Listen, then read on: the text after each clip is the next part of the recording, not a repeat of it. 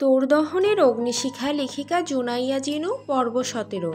রাত 9টার দিকে সকলেই নিচে খেতে এসেছে তুর্য ছাড়া। হামিদ খান তারাকে কোথাও না দেখতে পেয়ে বলে ওঠে, কি ব্যাপার, আমার মা কই? হামিদ খানের কথায় পিয়ন্তি বেগম অভিযোগের সুরে বলে ওঠে, আপনার মা ঘরে খিল দিয়ে বসে আছে ভাইজান। আমরা কতবার করে ডাকলাম, নবাবজাদি দরজা খুলবে না বলে জানিয়ে দিয়েছে, রাতে নাকি খাবেও না। তাজ আমি বুবু কতবার গিয়ে ডেকে এলাম, আমাদেরকে পাত্তাই দিল না বলেই পিয়ন্তি বেগমের সব অভিযোগ হামিদ খানের কাছে দেয়। আকাশ মেঘা লাবণ্য খেতে খেতে তাদের কথা শুনছিল। তাজ তৌহিদ খান তাকিয়ে পিয়ন্তি বেগম ও হামিদ খানের কথা শুনছে। হামিদ খান কপালে 3টি ভাঁজ ফেলে বলে ওঠে, মেয়েটার হঠাৎ হলোটা কি দেখি আমি গিয়ে। বলে হামিদ খান চেয়ার ছেড়ে উঠে দাঁড়ায়, হাঁটা দেয় তারার রুমের উদ্দেশ্যে। পিয়ন্তি বেগম আর কথা না বলে সকলের পাতে খাবার বেড়ে দিতে থাকে। হামিদ খান যেতেই এর মধ্যে তুর্য সিঁড়ি দিয়ে নিচে নেমে আসে, সোজা গিয়ে বসে পড়ে খাবার টেবিলে। তুর্যকে দেখে আজমিরা বেগম তড়িঘড়ি শুরু করে, তুর্যের পাতে খাবার দিতে শুরু করে। তুর্য একবার চোখ বোলায় পুরো টেবিলে, কোথাও তারাকে দেখে মনে মনে ভেবে নেয় হয়তো আগে খেয়ে তার রুমে চলে গেছে, তাই তুর্য আর না ভেবে খেতে শুরু করে। অন্যদিকে হামিদ খান সেই কখন থেকে দরজা ধাক্কাচ্ছে, কিন্তু তার আর একটাই কথা, সে বের হবে না, খাবে না সে আজ রাতে। হামিদ খান আদুরে কণ্ঠে ডেকে বলে ওঠে, কি হয়েছে মা, তুমি খাবে না কেন? কেউ কি কিছু বলেছে? বাবাইকে বলো, আমি তার বিচার করব। হামিদ খানের কথা তারা কানে আসতেই তারা মুখ ফুলিয়ে আস্তে করে বলে ওঠে, হ্যাঁ বলেছে তো, তোমার ওই বিদেশি বান্দর ছেলে আমাকে ধমক দিয়েছে। তারার কথা হামিদ খানের কান অবধি পৌঁছায় না। হামিদ খান বারবার জিজ্ঞেস করছে, এবার তারা অসহ্য হয়ে রাগে বলে ওঠে, বললাম তো আমি খাবো না বাবাই, এক রাত না খেয়ে থাকলে কেউ মরে যায় না। হামিদ খান তারার কথা শুনে অনেকবার অনুরোধ কণ্ঠে ডাকে, কিন্তু তারা নাছোড়বান্দা। এবার হামিদ খান হাল ছেড়ে দেয়, হতাশার নিঃশ্বাস ফেলে দরজার দিকে একবার তাকায়। তার জায়গা ত্যাগ করে সে হাঁটা দেয় ড্রয়িং রুমের দিকে। হামিদ খানের আওয়াজ না শুনতে পেয়ে তারা বুঝে নেয় হামিদ খান চলে গেছে। সে স্বস্তির নিঃশ্বাস ফেলে মুখ গোমড়া করে বসে থাকে। সকলেই খেতে ব্যস্ত, তুর্য চুপচাপ সব সময়ের মতো গোমড়া মুখ করে খাচ্ছে। এর মধ্যে হামিদ খান সেখানে উপস্থিত হয়। হামিদ খানকে দেখে শারমিন বেগম নরম কণ্ঠে জিজ্ঞেস করে, মেয়েটাকে আনতে পেরেছো? শারমিন বেগমের কথায় হামিদ খান অসহায় মুখ করে শুধু দুপাশে মাথা নাড়ায়। পিয়ন্তি বেগমের এবার মেয়ের উপর বেশ রাগ হয়। তিনি ভাতের চামচটা শব্দ করে টেবিলে রেখে শারমিন বেগমের কাছে রাগে অভিযোগের সুরে বলে ওঠে, দেখেছো কত বেয়াদব মেয়ে, আমাদের কথা শুনলি না মানলাম, কিন্তু যেখানে ভাইজান নিজে গিয়েছে সেখানেও না এসে থাকতে কি করে? দিন দিন মেয়েটা বেয়াদবে পরিণত হচ্ছে। বলেই থামে পিয়ন্তি বেগম। তুর্য খাবার খাওয়া বন্ধ করে ভ্রুকুচকে তাকায়। শারমিন বেগম কিছু বলতে নিলে তার আগেই তুর্য মাঝখান দিয়ে কর্কশ কণ্ঠে বলে ওঠে, কি হয়েছে সেজমা? তুর্যের কথায় যেন পিয়ন্তি বেগমের তারার আরও অভিযোগ করার সুযোগ পেলেন। তিনি আগের নাই বলে ওঠে, কি হয়নি তাই বল, তোদের আদরের তারা সেই 7টা থেকে দরজায় খিল দিয়ে বসে আছে, কে জানে মহারানীর কি হয়েছে। এতবার করে ডাকলাম আমরা খেতে আসার জন্য, কারো কথা শুনলো না, উল্টো আমাদের ঝাড়ি মেরে পাঠিয়ে দিয়েছে। এখন আবার ভাইজান গিয়েছে ডাকতে, ভাইজানকেও পাঠিয়ে দিয়েছে। কত বড় বেয়াদব দেখছিস, দিন দিন বেয়াদব হচ্ছে মেয়েটা। তুর্যের এমনিতেই মাথা গরম ছিল, কানাডার অফিসে কিছু ঝামেলা হয়েছে, সেটা কিছু সময় আগেই তাকে তাহসান ফোন করে জানালো। এখন আবার তারা না খেয়ে দরজা বন্ধ করে আছে। শুনে তুর্যের রাগ আকাশ ছোঁয়া, রাগে তার মাথা ফেটে যাবার জোগাড়। তার উপর তারার নামে এত অভিযোগ, সব মিলিয়ে তুর্যের রাগে শরীর ফেটে যাচ্ছে। সে বাকি খাবারে হাত ধুয়ে উঠে পড়ে, তা দেখে সবাই অবাক হয়ে যায়। পিয়ন্তি বেগম তড়িঘড়ি করে বলে ওঠে, কিরে উঠে গেলি কেন বাবা, খাবি না? তুর্য পিয়ন্তি বেগমের দিকে তাকিয়ে কর্কশ কণ্ঠে বলে ওঠে, খাবার উপরে পাঠিয়ে দাও, সাথে তারার খাবারটাও।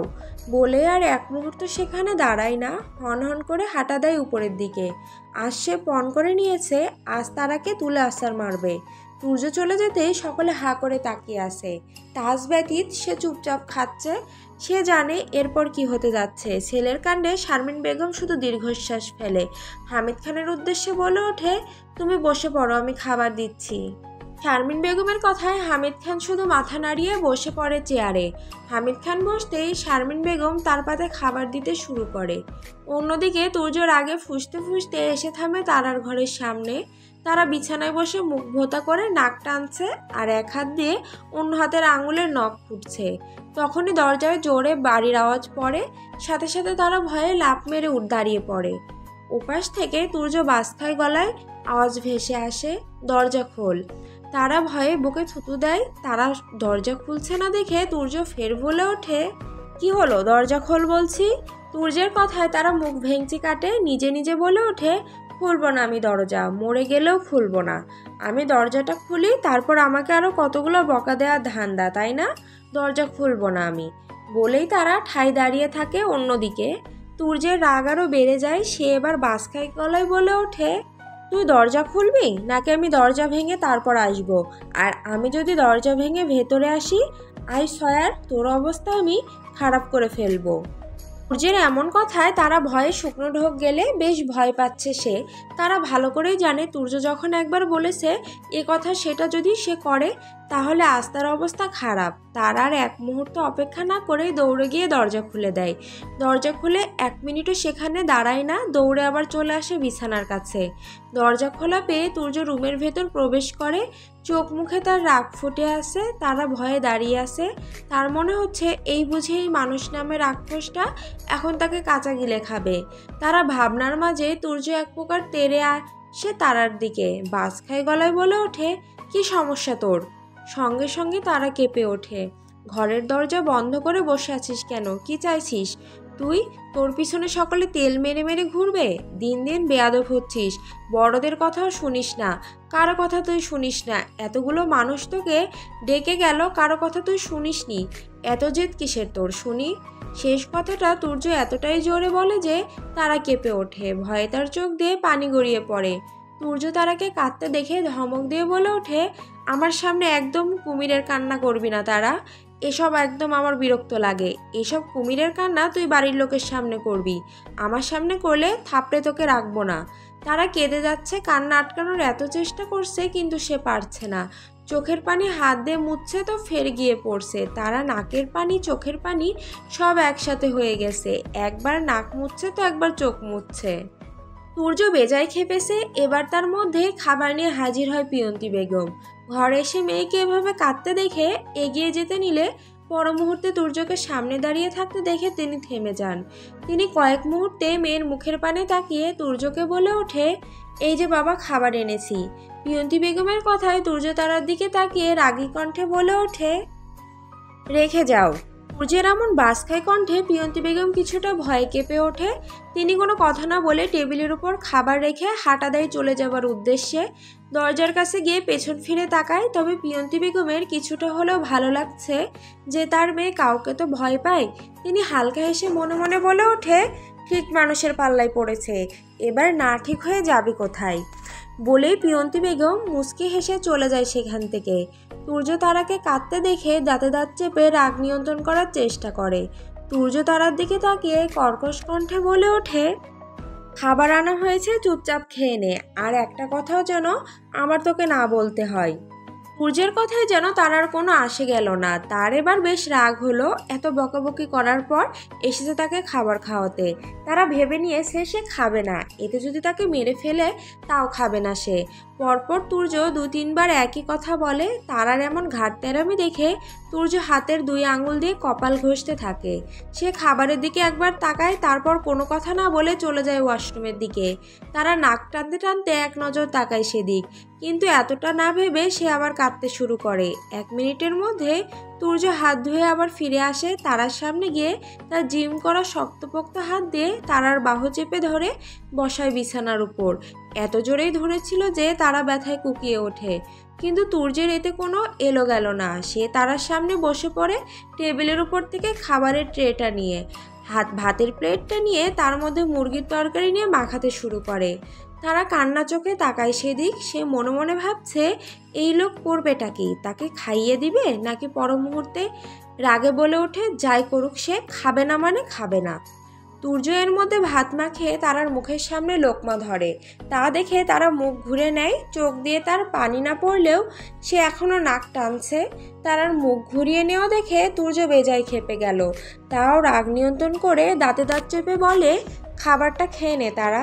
তুর্যের কথায় তারা এক চুলও নড়ল না, সে তার জায়গাতেই অটুট। এটা দেখে তুর্য আর কথা বাড়ায় না। ভাতের প্লেটটা বিছানার উপর রেখে বাম হাত দিয়ে তারার মুখটা তার দিকে ঘুরিয়ে শক্ত করে মুখ চেপে ধরে হাঁ করায়।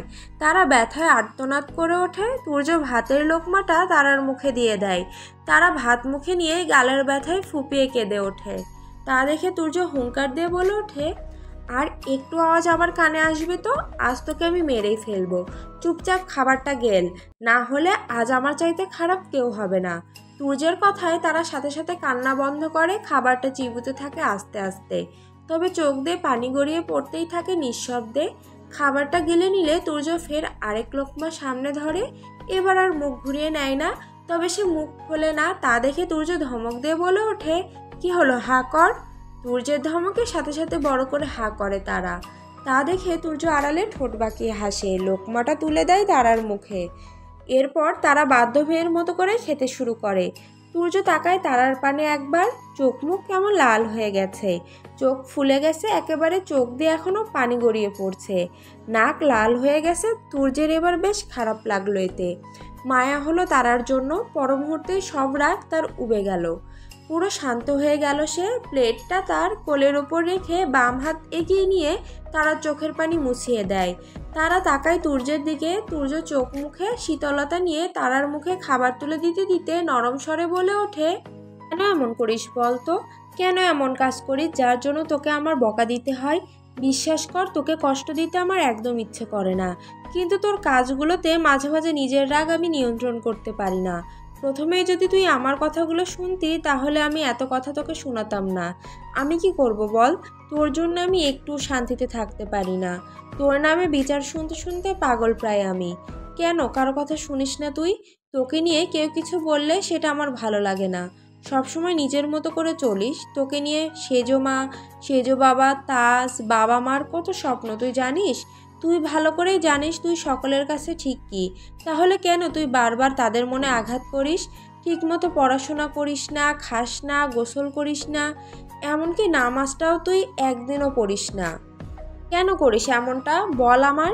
তোর এই খামখেয়ালিপনা একদম ভালো লাগে না। কবে একটু ম্যাচিওর হবি বলতে পারিস? কবে একটু বুঝবি আমায়? আমি আর সত্যি পারছি না বাবুই, আমি এখন ক্লান্ত হয়ে গেছি। এক নিঃশ্বাসে কথাগুলো বলে থামে তুর্য। তারা এতক্ষণ মন দিয়ে তুর্যের কথাগুলো শুনছিল। 14 বছর পর তুর্যের মুখে বাবুই ডাক শুনে তারা থমকে গেল। সব কান্না তার মুহূর্তে গায়েব হয়ে গেল। অপলকভাবে তাকিয়ে আসে সে তুর্যের দিকে। তুর্য তারাকে খাবার খাওয়াতে ব্যস্ত। তুর্য কথাই যে কথা, অভিমান, অভিযোগ, কষ্ট, অস্থিরতা, ব্যাকুলতা ছিল, সেটা কি আর বোকা তারা বুঝলো? নাকি সে বুঝেনি? তারা তুর্যের দিকে তাকিয়ে আছে। তারাকে খাওয়ানো শেষ হলে তুর্য প্লেটে হাত ধুয়ে তারার মুখ মুছিয়ে দেয়।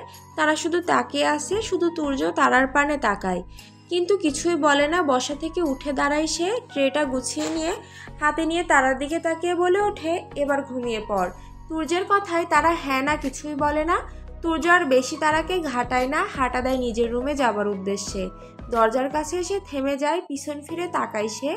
তারার পানে তাকিয়েছিল তুর্য। তারার দিকে তাকিয়ে গম্ভীর কণ্ঠে বলে ওঠে, কাল থেকে তোর নামে যেন কোনো কমপ্লেন না আসে আমার কাছে।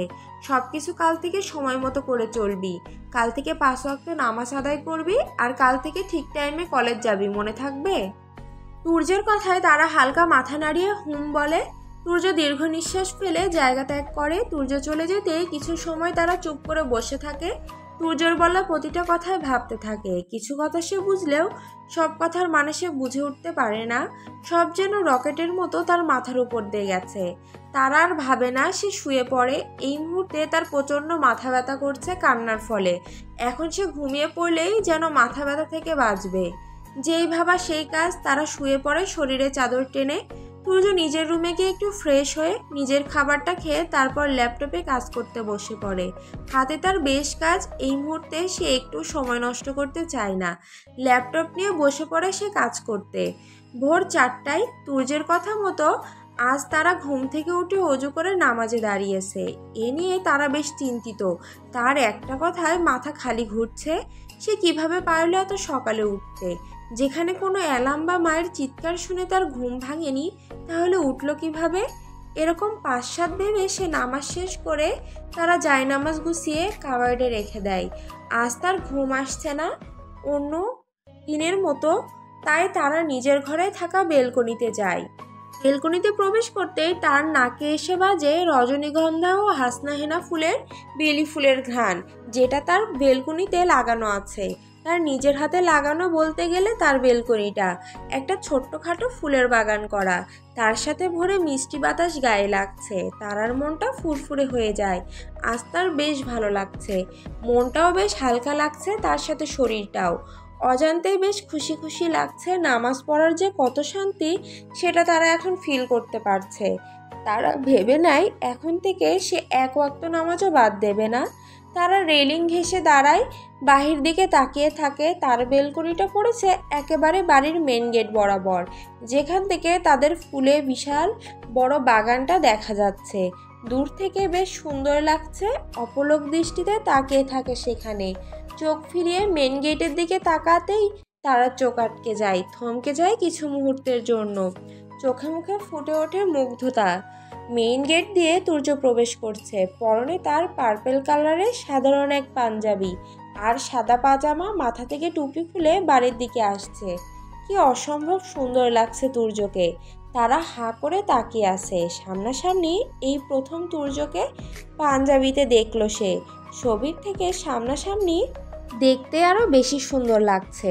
তারার ভাবনার মাঝে তুর্য তারার বেলকনির দিকে তাকায়। সাদা কালারের মাঝে নীল রঙের ফুলের কাজ করা একটি হিজাব পরা রয়েছে তারা। তুর্য তাকায় তারার মুখ পানে হাঁটতে হাঁটতে। চোখাচোখি হয় দুজনের, সাথে সাথে তারা চোখ নামিয়ে নেয়। তুর্য শুধু এক চিলতে হাসে। তার বেশ ভালো লাগছে তারা যে তার কথাটা রেখেছে সেটা ভেবে। তুর্য মুচকি এসে বাড়ির ভেতর প্রবেশ করে। তুর্য বাড়ির ভেতরে প্রবেশ করতেই তারা কিছু সময় সেখানে দাঁড়িয়ে থেকে রুমের ভেতরে প্রবেশ করে। এখন সে আর ঘুমাবে না, ঘুমালে হয়তো আর উঠতে পারবে না। তাই তারা গিয়ে বসে পড়ে তার পড়ার টেবিলে। টেবিলের ড্রয়ার থেকে একটা খাতা বের করে সে, যেখানে তার উপন্যাস লিখে রাখে। তারা খাতাটি বের করে লিখতে শুরু করে এক ধ্যানে। সকাল 8:30 তারা রেডি হয়ে একেবারে নিচে নামে। ডাইনিং টেবিলে তখন ছোট বড় সকলে উপস্থিত, এমনকি তুর্যও। সে মন দিয়ে খাচ্ছে। সিঁড়ি দিয়ে তারাকে নামতে দেখে সকলে হাঁ করে তাকিয়ে আছে ওর দিকে, যেন তারা এক একজন ভূত দেখছে। সবচেয়ে বেশি অবাক হয়েছে পিয়ন্তি বেগম। তিনি তো হাঁ করে তাকিয়ে আছেন মেয়ের দিকে। কি দেখছে সে? তার মেয়ে তাজরিন খান তারা 8টা বাজে উঠে গেছে, তাও আবার কারো ডাকাডাকি ছাড়া। বিশ্বাস করা যায় কি এটা? পিয়ন্তি বেগম আরও একটু শিওর হওয়ার জন্য 2 হাত দ্বারা চোখ ডলে, সামনে তাকায়। না, সে তো ভুল দেখছে না, ঠিকই তো, তার মেয়ে স্বয়ং তারা নামছে। আজমিরা বেগম শারমিন বেগমের কাছে গিয়ে ফিসফিস করে বলে ওঠে, বুবু, আমি যা দেখছি তুমিও কি তাই দেখছো? আজমিরা বেগমের কথা শুনে শারমিন বেগম ঘোরের মাঝে বলে ওঠে, হ্যাঁ রে মেঝো। বলেই দুজন দুজনের দিকে তাকায় অবাক চোখে। তাজ মনে মনে বেশ খুশি, সে জানতো এমনটা হবে। তাদের ভাবনার মাঝেই টেবিলে এসে বসে তারা। চেয়ার টেনে বসতে বসতে শারমিন বেগমের উদ্দেশ্যে বলে ওঠে, বম্মা, আমাকে খেতে দাও। শারমিন তারার কথা শুনে ঘোরের মাঝ থেকে বের হয়ে হ্যাঁ হ্যাঁ বলে মাথা নাড়িয়ে খাবার দিতে শুরু করে। তারা আশেপাশে তাকিয়ে দেখে সকলেই কেমন তার দিকে হাঁ করে তাকিয়ে আছে। এতে তার ভ্রুকুচকে বলে ওঠে, কি হয়েছে, সবাই আমার দিকে এভাবে তাকিয়ে আছো কেন? আমাকে কি জোকারের মতো লাগছে নাকি? তারার কথায় সকলেই থতমত খেয়ে যায়। যে যার মতো প্লেটের দিকে মন দেয়। কেউ কিছু বলছে না দেখে তারা চোখ বাঁকিয়ে খাবার খেতে শুরু করে। পিয়ন্তি বেগম এখনও ঘোরের মাঝে আটকে আছে। তিনি এখনও বিশ্বাসই করতে পারছে না। সকলেই খাচ্ছে কম আর তারার দিকে তাকাচ্ছে বেশি। এটা তারার চোখে পড়ে। তারা বিরক্ত হচ্ছে। খাবার শেষ করে যে যার মতো করে চলে যেতে থাকে। তুর্য খাওয়া শেষ করে উঠে দাঁড়িয়ে চলে যেতে নিলে তাজ পেছন থেকে ডেকে ওঠে, ভাইয়া দাঁড়াও। তাজের কথায় তুর্য তাকায় পেছন ফিরে, সাথে তারাও খেতে খেতে তাকায় সেদিকে। প্রতিদিনের মতো আজকেও সেও ক্রাশ নামক বাসটা খেয়েছে। তুর্য পেছন ফিরে গম্ভীর কণ্ঠে বলে ওঠে, বল। তুর্যের কথায় তাজ পানি খেয়ে উঠে দাঁড়িয়ে তুর্যের কাছে যেতে যেতে বলে ওঠে, আজকে একটু আমাকে আর তারাকে ড্রপ করে দাও প্লিজ। আমার গাড়িটা একটু সমস্যা হয়েছে, সেটা গ্যারেজে পাঠিয়েছিলাম, এখনও আসেনি। তাজের কথায় তুর্য একবার তারার পানে তাকায়। তারা সেদিকে তুর্যের দিকেই তাকিয়েছিল। তুর্য তাকাতেই চোখাচোখি হয় তুর্য তারার। সাথে সাথে তারা চোখ সরিয়ে নেয়। তুর্য তাজের দিকে তাকিয়ে গম্ভীর কণ্ঠে শুধু বলে ওঠে, ওকে আয়। বলেই তুর্য হাঁটা দেয় গাড়ির দিকে। তুর্য চলে যেতেই তাজ তারাকে তাড়া দিয়ে বলে ওঠে, বনু তাড়াতাড়ি খা, আমাদের যেতে হবে। তাজের কথায় তারা ভেংচি কেটে বলে ওঠে, পারবো না, আমি তাড়াতাড়ি খেতে পারি না। বলেই খেতে শুরু করে। তাজ বোনের কাণ্ডে হতাশ হয়। গুনে গুনে 20 মিনিট পর তারার খাওয়া শেষ করে বিদায় নিয়ে বের হয়। পিয়ন্তি বেগম মেয়ের যাওয়ার দিকে তাকিয়ে আসে। তিনি তো মনে মনে বেশ খুশি তুর্যের ওপর। ভাবা যায় একদিনে কিভাবে তার এই ঘাটতারা মেয়েকে পাল্টে ফেলেছে। তিনি যদি এটা আগে জানতেন তাহলে অনেক আগেই তুর্যকে আনার চেষ্টা করতো এখানে। তুর্য গাড়ির সাথে হেলান দিয়ে দাঁড়িয়ে ফোন স্কল করছে। তাজ তারাকে বকতে বকতে আসছে। বাহিরে এসে তারা তুর্যকে এভাবে ভাব নিয়ে দাঁড়িয়ে থাকতে দেখে মনে মনে ভেংচি কেটে বলে ওঠে, যত সব ভাব দেখে আর বাঁচি না। বলেই মুখ ভেংচি কাটে সে। চোখ তুলে তারাদের আসতে দেখে তুর্য কোনো কথা না বলে অ্যাটিটিউড দেখিয়ে গাড়ির ভেতরে গিয়ে বসে পড়ে ড্রাইভিং সিটে। তুর্য বসতেই তারা তাজের সাথে পিছনের সিটে এসে বসে পড়ে। তারা ভোতমুখ করে বসে আছে, কারণ তাজ ওকে জ্ঞান দিতে দিতে এনেছে। তাজ তারা বসতেই তুর্য চোখে কালো সানগ্লাসটা পরে গাড়ি স্টার্ট দেয়। তুর্য লুকিং গ্লাসের দিকে গাড়ি চালাতে চালাতে আর চোখে তাকাচ্ছে তারার দিকে। সেদিনের মতোই কলেজ ড্রেসে সে, মাথায় সাদা হিজাব, অসম্ভব সুন্দর লাগছে তাকে, পুতুলের মতো। তুর্য তারাতে মুগ্ধ। তারার বেশ বিরক্ত লাগছে। রোজ রোজ তার গাড়িতে চড়ে আর ভালো লাগে না। এই বন্ধ গাড়িতে তার কেমন দম বন্ধ বন্ধ লাগে। শুধু বাড়ির লোকেদের জন্য, না হলে সে রিক্সা করেই কলেজ যেত। তারার মাথায় কিছু আসতেই তারা মুখে হাসি ফুটিয়ে খুশিতে গদগদ হয়ে বলে ওঠে, দা ভাই, তোমার না গাড়িতে কি যেন সমস্যা হয়েছে? তারার কথায় তাজ ফোন টিপতে টিপতে শান্ত কণ্ঠে বলে ওঠে, হ্যাঁ কেন? তারা গদগদ হয়ে বলে ওঠে, তাহলে সেটাকে আর আনতে হবে না, তুমি বরং একটা বাইক কিনো। আমার এরকম রোজ রোজ গাড়িতে করে যেতে ইচ্ছে করে না, দম বন্ধ লাগে। তুমি এবার বাইক কিনলে তাহলে রোজ হাওয়া বাতাস খেয়ে খেয়ে কলেজ যেতে পারবো। তুমি প্লিজ একটা বাইক কেনো ভাইয়া। তারার কথায় তুর্য লুকিং গ্লাসের দিকে তাকায়। তাজ ফোন থেকে চোখ সরিয়ে কর্কশ কণ্ঠে বলে ওঠে, হ্যাঁ, তারপর তুই আর আমি ওই বাইকের নিচে পড়ে মরি, তাই না? আমি এসব বাইক টাইক চালাতে পারি না, আমার ফোবিয়া আছে জানিস এতে। বাইকটা আমি কন্ট্রোল করতে পারি না, তাই আমি কোনো বাইক টাইক কিনছি না। তাজের কথায় মুহূর্তে তারার মুখ থেকে হাসি উবে গেল। ঠোঁট উল্টে তাকায় তাজের দিকে। তাজ তা দেখে আমতা আমতা করে বলে ওঠে, কোনো কাজই হবে না বনু, আমি এসব বাইকটাই কিনতে পারবো না। আমার সাথে ইমোশনাল ব্ল্যাকমেল করে লাভ নেই। আমি যখন বলেছি কিনবো না তো কিনবো না। তাজের কথায় তারার আগে মুখ ফুলিয়ে তাদের থেকে কিছুটা সরে গিয়ে জানালার কাছে বসে। তারাকে শান্ত হতে দেখে তাজ স্বস্তির নিঃশ্বাস ফেলে। তারা মুখ ফুলিয়ে বসে আছে, তুর্য সবটাই খেয়াল করে, শুধু ঠোঁট বাঁকিয়ে হাসে। গাড়ি কলেজের সামনে এসে থামে। তা দেখে তাজ তারার কাছে এগিয়ে গিয়ে কিছু বলতে নিলেই তারা পুরোপুরি ইগনোর করে গাড়ির দরজা ধপ করে খুলে ধপ করে লাগিয়ে দেয়। তাজ আওয়াজে চোখ খিচে বন্ধ করে নেয়। তারা 1 মিনিটও দাঁড়ায় না, হনহন করে কলেজের ভেতরে চলে যায়। তুর্য তারা যাওয়ার পানে তাকিয়ে আসে। পেছন থেকে তাজ তুর্যকে অভিযোগের সুরে বলে ওঠে, দেখেছো তো ভাইয়া, তোমার বাবুইয়ের কি রাগ, সব কিছু নিয়ে জেদ করবে। তুমি বলো আমি বাইক চালাতে পারি না, তাহলে কিনে কি করব? পরে দেখা যাবে বাইক চালাতে গিয়ে আমি বাইকের নিচে চাপা পড়ে মরবো। তুর্য তাজের কথায় বিরক্ত হয়ে পেছন ফিরে বলে ওঠে, চুপ কর শালা, এত কথা কেন বলিস? আমার বউ আবদার করেছে, কিনলেই তো পারিস নাকি? ওকে রাগিয়ে দেওয়ার কি আছে শুনি? তুর্যের কথায় তাজ বলে ওঠে, হ্যাঁ, পরে আমি বাইকের নিচে চাপা পড়ে মরি, ওর যত সব আলতু ফালতু আবদার। তাজের কথায় এবার তুর্য কিছুটা রাগে বলে ওঠে, হয়েছে, তোকে আর কিছু করতে হবে না, আমার বউয়ের আবদার আমি পূরণ করব। তুর্যের কথায় তাজ মজা করে বলে ওঠে, বাবা ভাইয়া, আমার বোন একবার খালি বলল বাইক কিনতে, আর সেটা তুমি কিনেও নেবে? তুর্য গাড়ি স্টার্ট দিতে দিতে ঠোঁট বাঁকিয়ে হেসে বলে ওঠে, হ্যাঁ দিব, আমার বউ যখন একবার মুখ থেকে বের করেছে তার এটা চাই, তাহলে সেটা তো আমার আনতেই হবে, তাই নাকি? তুর্যের কথায় তাজ মুচকি হাসে, তার বেশ ভালোই লাগে এসব। তারার প্রতি তুর্যের এই ভালোবাসা বরাবরই তাকে মুগ্ধ করে। সবসময় বলতে গেলে সে তো তুর্যের বিশাল বড় ফ্যান। তুর্য গাড়ি চালাতে চালাতে মনে মনে বলে ওঠে, তোমার আদেশ মহাধার্য করা হলো বউ। কাল সকালের মধ্যেই তুমি তোমার চোখের সামনে সবচেয়ে দামি ব্র্যান্ডের বাইক হাজির পাবে। বলেই তুর্য মুচকি হাসে।